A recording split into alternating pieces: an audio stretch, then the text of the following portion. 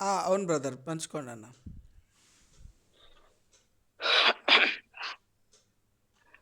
ప్రభు యేసుక్రీస్తు నామమున మీకు అందరికి కూడా ప్రభు నామను బట్టి వందనాలు. మరి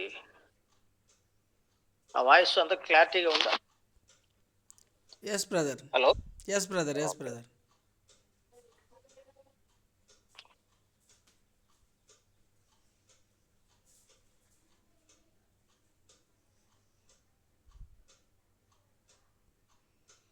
మీరు మ్యూట్లో ఉన్నట్టున్నారనా? మాకైతే వాయిస్ క్లియర్గానే ఉంది.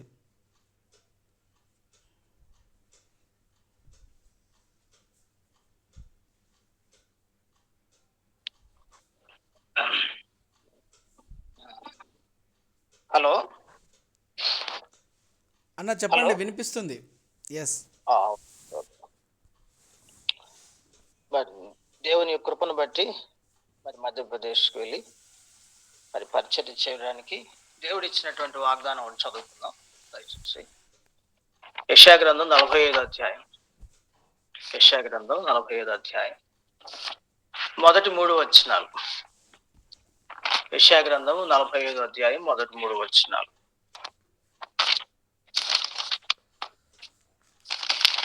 యెషయా గ్రంథం 45 మొదటి 3 వచనాలు.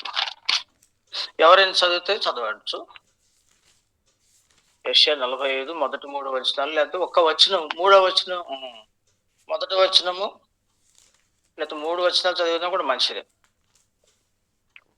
త్వరగా చదవగలిగిన వాళ్ళు చదవండి. అతని పక్షమున జనములను జయించుటకు నేను అతని కుడి చేతిని పట్టుకొని ఉన్నాను. నేను రాజుల నడికట్లను విప్పేదను, ద్వారములు అతని ఎదుట వేయబడకుండా తలుపులు తీసేదను అని యెహోవా తాను అభిషేకించిన కొరేషును గురించి సెలవిచ్చుచున్నాడు. నేను నీకు ముందుగా పోవచ్చు మెట్టగానున్న స్థలములను సరళము చేసేదను, ఇత్తడి తలుపులను పగలగొట్టేదను, ఇనుప గడియలను విడగొట్టేదను. పేరు పెట్టి నిన్ను పిలిచిన ఇశ్రాయేలు దేవుణ్ణైన యెహోవాను నేనే అని నీవు తెలుసుకున్నట్లు అంధకార స్థలములలో ఉంచబడిన నిధులను, రహస్య స్థలములను, మరుగైన ధనమును నీకిచ్చేదను. దేవునికి స్తోత్రాలు. ప్రేంగుల తండ్రి, చదవబడ్డ భాగాన్ని దీవించి మా కొద్ది మాట్లాడండి. ఈ రక్త ప్రోక్షణ కిందకు తెచ్చుకోండి.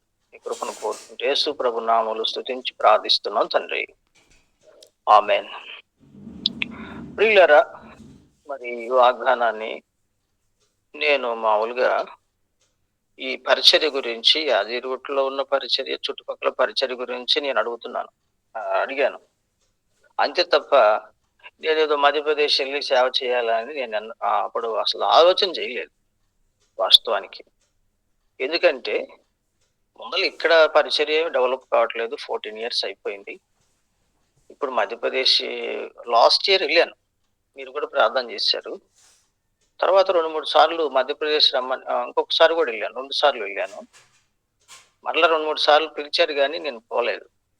ఎందుకంటే మెయిన్ ఇక్కడ పరిచర్య 14 years అయిపోయింది, ఏంటి అని ప్రార్థన చేస్తూ ఉన్నా. ఆ సందర్భంలో ఒక ఉదయకాలం దేవుడి వాగ్దానాన్ని ఈ మాటలు తీసుకొచ్చాడు, బలంగా తీసుకొచ్చాడు. అంటే కొన్ని దినాలు కనిపెడుతుండగా, అయితే ఉదయకాలం వాళ్ళు నాకు ఫోన్ చేశారు. అంటే ఆకాష్ పాల్ బ్రదర్ అని, వరప్రసాద్ బ్రదర్ అని ఉంటారు అక్కడ సేవకులు ఇద్దరు. ఒకళ్ళు ఓల్డ్ భోపాల్ ఉంటారు, Akash Pal brother. New Bhopal Varaprasad brother అని ఉంటారు. వాళ్ళిద్దరు కలుసుకుని ఫోన్ చేశారు, అన్న మీరు రావాలి అని. నాకు పెద్ద హిందీ రాదు, నేను పెద్ద సువార్థిగా అంత యాక్టివ్ మనిషిని కాదు. నేను రాలేనని కొద్దిసేపు మాట్లాడి ఇక రాలేనని చెప్దాం అనుకున్నా వాస్తవానికి. కానీ దేవుడు ఎందుకో అనిపించలే ఆ మాట. మౌనంగా అట్లా ఉండాల్సి వచ్చింది. సరే ప్రార్థన చేస్తే ఈ వాగ్దానాన్ని మరలా జ్ఞాపకం చేశాడు. ద్వారములు అన్నాడు. అంటే ఇక్కడ చుట్టుపక్కల పరిచర్య నువ్వు చేస్తావు. తర్వాత ఆ మాట ద్వారం అనలే, ద్వారములు అన్నాడు. సో ఆ మాటను బట్టి దేవుడు అది కూడా ఏమన్నా తెరవబోతున్నాడేమో అని ప్రార్థన చేస్తూ వచ్చాను. సో దేవుడు కృపను బట్టి నా ఆశ ఏంటంటే అసలు మెయిన్ రోమా 15:20-21 రోమన్స్ చాప్టర్ 15:20-21 చూడండి. రోమిల్కి రాసిన పత్రిక 15వ అధ్యాయం 20-21. నేనైతే మరి యొక్కని పునాది మీద కట్టబడుకున్న నిమిత్తము ఆయనను కూర్చిన సమాచారం ఎవరికి తెలియబడలేదో వారు చూతురనియు వినని వారు గ్రహింతురని రాయబడిన ప్రకారం క్రీస్తు నామం ఎరుగని చోట్ల సువార్తను ప్రకటింపవాలని మిక్కిలి ఆశ గలవాడినై ఉండి అలాగూ ప్రకటించింది. ఇది నా యొక్క ఆశ అన్నమాట, డిజైర్, నా అంతరంగంలో ఉన్న డిజైర్ మెయిన్. ఎందుకంటే దేవుడు 2 మాసాలు కనిపెట్టినప్పుడు, నేను రాయచూరు కర్ణాటకలో ఉన్నప్పుడు 2 months కనిపెట్టాను. ప్రభా నేను ఏం చేయాలి. అప్పుడు హెబ్రోన్లో చైన్ ప్రేయర్ హాల్ ఉంటుంది, పైన ఉంటుంది టాప్లో. 2 months కనిపెట్టాను. ప్రభు అన్నాడు హోషేయ 10:12 ప్రకారం ఇదివరకు ఎన్నడూ దున్నని బిడుభూములు దున్నాలి. ఇది నా యొక్క వాక్యం భాగం, దేవుడు నాకు ఇచ్చిన ఆజ్ఞ. కాబట్టి లేని స్థలాల విషయంలో నేను ఎక్కువగా ఆశ కలిగి ఉంటున్నాను. దేవుడి ఆశ కూడా అదే. కాబట్టి దేవుడు ఆ విధంగా నా ఆశ కొద్దీ దేవుడు ద్వారం తెచ్చాడు అనమాట. అది మెయిన్. వాస్తవానికి నేను టికెట్ రిజర్వ్ చేసుకోవాలి కానీ వాళ్ళే చేసి పంపించారు. అన్ని చేసేసరికి అది దేవుడి చిత్తమని నేను నమ్మాను. టికెట్ కూడా కన్ఫర్మ్ అయితే, ఎందుకు షార్ట్ టైంలో టికెట్ కన్ఫర్మ్ కష్టం, ఢిల్లీ రోడ్ కాబట్టి. షార్ట్ టైంలో టికెట్ రిజర్వేషన్ కావడం, అడుగడుగున కూడా దేవుడి చిత్తాన్ని గ్రహిస్తూ వచ్చాం. చాలా విపరీతమైన వర్షం, కానీ దేవుడు తోడుగున్నాడు, చాలా ప్రమాదాల నుంచి కాపాడాడు. కాబట్టి ఇది దేవుని చిత్తము, నేను వెళ్ళడం. ఇంకొకటి ఏంటంటే అసలు సువార్త చేయగలుగుతామా అనే ప్రశ్న కూడా వచ్చింది. అది ఎట్లా అంటే, ఈ వరప్రసాద బ్రదర్ వాళ్ళు నేను సండే నైట్ బయలుదేరాలి. ఇక్కడ సండే ఈవినింగ్ వాళ్ళు జనరల్గా వెళ్ళే మామూలుగా ప్రతి ఆదివారం వెళ్ళే సువార్తకు వెళ్ళారు వాళ్ళు.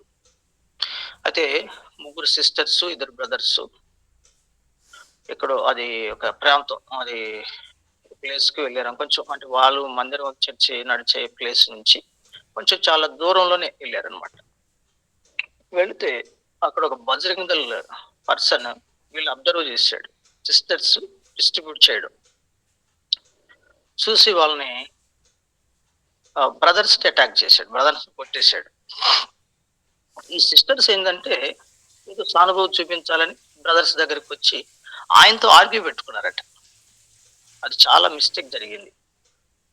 సో దాని ద్వారా ఈ సేవకుడు బ్రదర్ వరప్రసాద్ బ్రదరు వాళ్ళని అమ్మ వద్దని చెప్పేసి వాళ్ళని గట్టిగా చెప్పినా కానీ వాళ్ళు వినలే.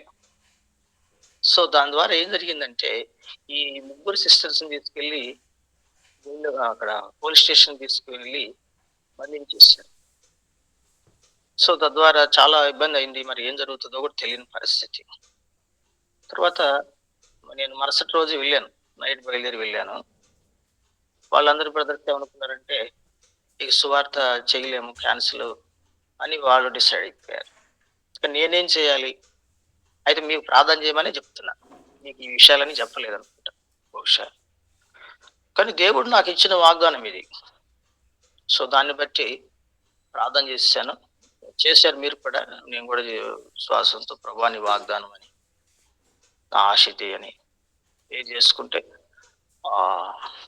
బ్రదరు నన్ను అన్నాడు, సరే మీరు వచ్చారు కాబట్టి అన్న మిమ్మల్ని పంపుతానని చెప్పేసి స్టేషన్కి తీసుకొచ్చి, అంటే అక్కడ నుంచి మళ్ళీ 1.5 or 2 hours జర్నీ, బీనా అని డిస్టిక్. సో తను వచ్చి స్టేషన్కి వచ్చి నన్ను ట్రైన్ ఎక్కించి తను వెళ్ళాడు. అక్కడ అంటే బీనాలో ఆకాష్ పల్ బ్రదర్ ఉన్నారు, అంటే వరప్రసాద్ బ్రదరే రాలేకపోయారు. తనుండి ఆయన లీడ్ చేశాడు. దాదాపు 4 teamsగా డివైడ్ అయ్యాం. వాళ్ళకు కూడా చెప్తాం, అమ్మా ఇది ఇన్స్ట్రక్షన్స్, ఇవి కొంచెం ఉపాలో ఇట్లా జరిగింది కాబట్టి జాగ్రత్తగా ఉండాలని చెప్పాము. తర్వాత 4 teamsకి డివైడ్ అయ్యి సువార్తలో వెళ్ళాం. వర్షం కూడా బాగానే పడదు, వర్షంలో కూడా తడిచి కూడా సువార్త చేశారండి సిస్టర్స్. బ్రదర్ ఆటోలో వెళ్ళిన బ్రదర్స్ కానీ అలాగా గైడ్ చేసిన వాళ్ళు కానీ చాలా సమర్పణతో పనిచేశారు. చాలా ప్రార్థన ద్వారా మీరు కూడా మాకు సీఎం టీంలో కూడా మీరెంతో భారంతో చేసిన ప్రార్థన బట్టి ప్రభు తోడుగున్నాడు. దాదాపు 60 గ్రామాలు అనుకున్నాము. 60 కంటే పైనే దాదాపు 102 కొన్ని స్థలాలు మేము దర్శించడానికి, అంటే టీం కిందని టార్గెట్ అన్నమాట. కనీసం 20 అట్లా టార్గెట్ పెట్టుకుని వెళ్ళారు. 20 కంటే కొంతమంది ఎక్కువ చేశారు, 20 కొంతమంది చేశారు. అట్లా మొత్తం మీద ఒక 100 కంటే పైనే, 102 ఏదో అంటున్నారు. సరే, ఏదైనా కానీ 100 కంప్లీట్ చేసుకోగలిగినారు. కాబట్టి తిరిగి ప్రయాణంలో కూడా ప్రభు కృపనిస్తూ వచ్చాడు. అక్కడ కూడా ఉన్నారు వీళ్ళు, బజరంగ దళ్, ఆర్ఎస్ఎస్ వాళ్ళు ఉన్నారు. కానీ ఏంటంటే అక్కడ ఆర్గ్యుమెంట్ కాకుండా వెంటనే తప్పించుకుని రావడం జరిగింది. సో వీళ్ళు ఇంత కఠినమైనటువంటి దినాల్లో ఆత్మల కొరకు అక్కడ ప్రజలు చాలా సంతోషంగా వాక్యాన్ని తీసుకున్నారు. దేవుని వాక్యం అంటే పట్ల వాళ్ళకి ఎంతో ఇంట్రెస్ట్గా ఉన్నారు. వీళ్ళు ఎవరు ఆటంకపరిచే వాళ్ళు తప్ప, అక్కడున్న ప్రజలు ఎలా ఉన్నారంటే వాళ్ళ హృదయాలు వాక్యం తీసుకోవాలి, పిల్లలు కానీ పెద్దలు కానీ అట్లా కొంతమంది అట్లా అడిగి తీసుకున్నారు, విన్నారు కూడా. కాబట్టి దేవుడు వాళ్ళు హృదయాన్ని తెలిసినట్లు వారి హృదయాలను కూడా దేవుడు తెలిసి రక్షించబడి అనేకులు స్వాస్యంగా చేయబడాలి. ఆత్మల సంపాదన అనేది చాలా ప్రాముఖ్యమైంది.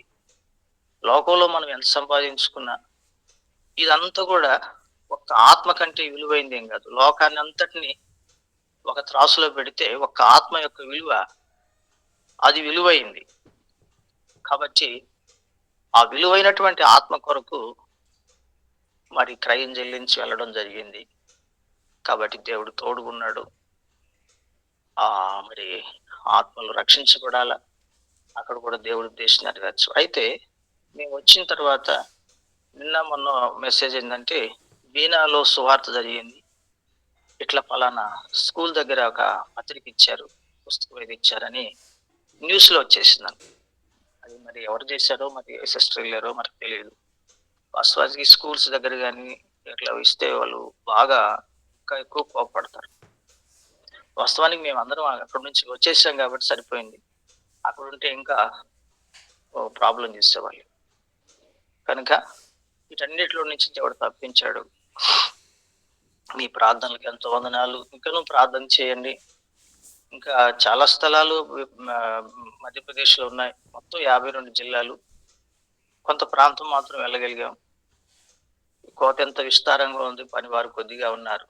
ఇలాంటి ప్రదేశాల్లో పరిచయం చేసేవాళ్ళు, సేవ చేసేవాళ్ళు, ప్రభు కొరకు సమర్పణతో పనిచేసే వాళ్ళు ఎంతో అవసరంగా ఉంటుండగా మరి కఠినమైన దినాల్లో మనం ఉన్నాం. కనుక దేవుని మరి కొరకు జీవించేవాళ్ళు. ఎందుకంటే ఇలాంటి దేవుడిని మనం ఎన్నడూ కూడా యెషయా గ్రంథం 64 అధ్యాయంలో మాట చదువుకుని నేను ముగిస్తాను. యెషయా గ్రంథం 64 అధ్యాయం. యెషయా గ్రంథం 64 అధ్యాయము 4వ వచనం. తన కొరకు కనిపెట్టు వాని విషయమై నీవు తప్ప తన కార్యం సఫలము చేయు మరి ఏ దేవుణ్ణి ఎవడు ఏ కాలంలో చూచి ఉండలేదు. అట్టి దేవుడు కలడన్న సమాచారం మనుషులకు వినబడలేదు. అట్టి సంగతి వారికి తెలిసి ఉండలేదు. కాబట్టి ఇలాంటి దేవుణ్ణి కలిగి ఉన్నాం. కాబట్టి ఏదైనా మేము చేయగలిగామంటే కేవలం ఆయన కృప. నిష్ప్రయోజకమైన దాసులు. దేవుడు తన బిడ్డల ప్రార్థనలు బట్టి దేవుడు మమ్మల్ని తప్పించి ఈ పరిచయం చేయడానికి కృపనిచ్చాడు. ప్రయాణాల్లో కూడా ఎంతో రిస్క్ ప్రయాణాలు అయినా కానీ దేవుడు ఎంతో కొంత తోడుగా ఉండి నడిపించాడు. తర్వాత మీతో పాటు మళ్ళీ కొన్ని ఉదయకాల ప్రార్థనలో కూడా ప్రయాణ అలసటను బట్టి వాళ్ళని బట్టి పాల్పొంపులు పొందలేకపోయాను. అయినా కూడా దేవుడు ఈ సమయాన్ని ఇచ్చినందుకు మరి టీం అంతటికి ప్రత్యేకంగా మరి బ్రదరు ఇంకా సిస్టర్స్ అందరికి కూడా కృతజ్ఞతలు తెలియపరుస్తున్నాం. Thank you brother. Thank you అన్న. మరి చివరిగా ప్రభుదాస్ అన్న మరి ఈ యొక్క సువార్త గురించి చిన్న ప్రార్థన చేసి అదే రకంగా